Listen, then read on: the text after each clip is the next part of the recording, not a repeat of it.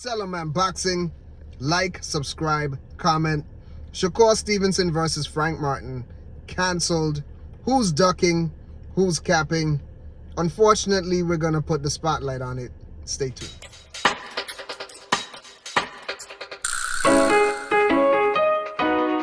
Welcome back to Salaman Boxing. Blessings in the name of Jesus. So today we're talking about the unfortunate news that Shakur isn't fighting Frank Martin. And I spent a few days waiting before I said anything about it. But it's pretty much the conclusion of the matter is that it's the business of boxing that got in the way of it. Who's ducking? Who's capping? We'll take a look at it. Shakur Stevenson was on $1 Million Worth of Game with Wallow and Gilly. And he called Frank Martin a female dog multiple times. I think probably over 10 times.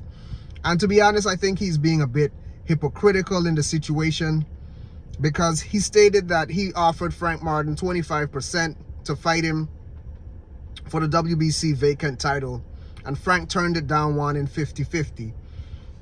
If he calls Frank a duck, he has to call himself a duck, because he did the same thing to Devin Haney. He turned down 25%, not for a vacant title, but for 4 belts, all belts, for undisputed.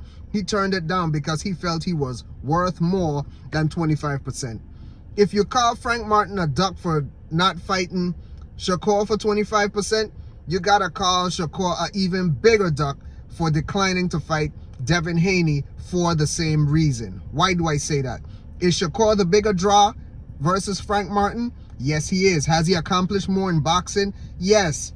But he is not bringing anything special to the table in this vacant in the what would have been a great vacant lightweight showdown, because he doesn't have a belt. The only thing he's bringing is his name. Yes, he did his thing. He was unified at 130. He had a title versus Joet Gonzalez at 126. But at the end of the day, what is he bringing other than his name to a new division? Right? What is he bringing? Frank Martin has been at 135, putting in that work, beating undefeated fighters. Yes, he's not the bigger draw, but come on, man. If the man feels he's worth more, both of them are undefeated fighters, I would have respected Shakur Stevenson for giving him a larger percentage. Right? Because the fact of the matter is, Shakur Stevenson moved up to lightweight after losing his unified titles on the scale. That's facts. So here's what I would say.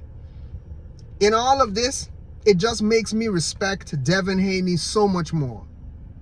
He was the bigger draw than George Kambosos, right? He was the bigger name. But he decided to take less money, a smaller percentage, for the opportunity to fight for undisputed, because he was focusing on where he wanted to position himself past George Kambosos. So said, so done. He went over there. He beat the Aussie. Now, I respect George Kambosos, but he beat George Kambosos, and he came back crowned the undisputed champion at lightweight. And now when he moves how he wants to move. And I respect that. But something is telling me Shakur didn't believe that he would have beaten Devin Haney as simply or as easily as he made it seem. Because if he did, he would have taken the money and become undisputed. But that's neither here nor there. I hate to call fighters ducks, to be honest. I don't like it because of how brutal the sport is. I hate to downplay boxers, you know. Even when I think, you know, they could have done things differently or better, I don't call them ducks, because it's a brutal sport. Every time you get in the ring, you put your life on the line. But what I'll say is this.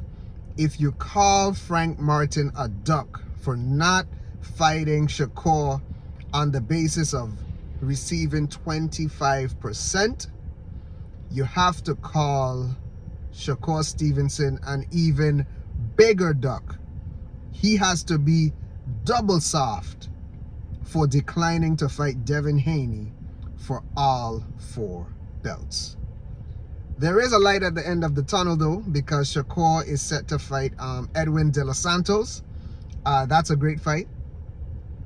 And I'm going to break that down. We're going to see how it looks on paper. But you never know with boxing, anything can happen. Let me know how you feel in the comments. Who's ducking, who's capping, who's sick of the politics of boxing. For now, that's the Cellarman Boxing Spotlight on the matter. Blessings.